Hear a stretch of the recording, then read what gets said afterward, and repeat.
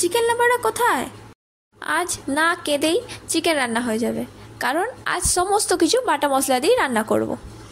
চলো দেখে নিই। 500 গ্রাম চিকেন নিয়েছি।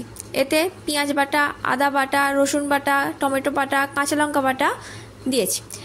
এর সাথে ধনে গুঁড়ো, জিরে গুঁড়ো, চিকেন মশলা, কাশ্মীরি লাল লঙ্কার গুঁড়ো, গরম মশলা, শুকনো লঙ্কা, দারচিনি, এলাচ সব কিছু দিয়ে ভালো করে মিশিয়ে নিয়ে ঢাকা দিয়ে রেখেছিলাম 10 মিনিট।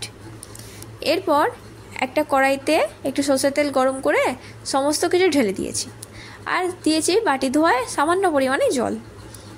সব কিছু ভালো করে নেড়ে চেড়ে নিয়ে ঢাকা দিয়ে রান্না করতে হবে 10 মিনিট। নুনও অ্যাড করেছিলাম।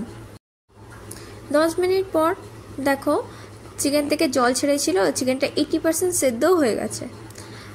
আর একটুখানি 5 মিনিটের জন্য দম দিয়ে রান্না করলে রেডি হয়ে যাবে আজকে বাটা মশলা চিকেন।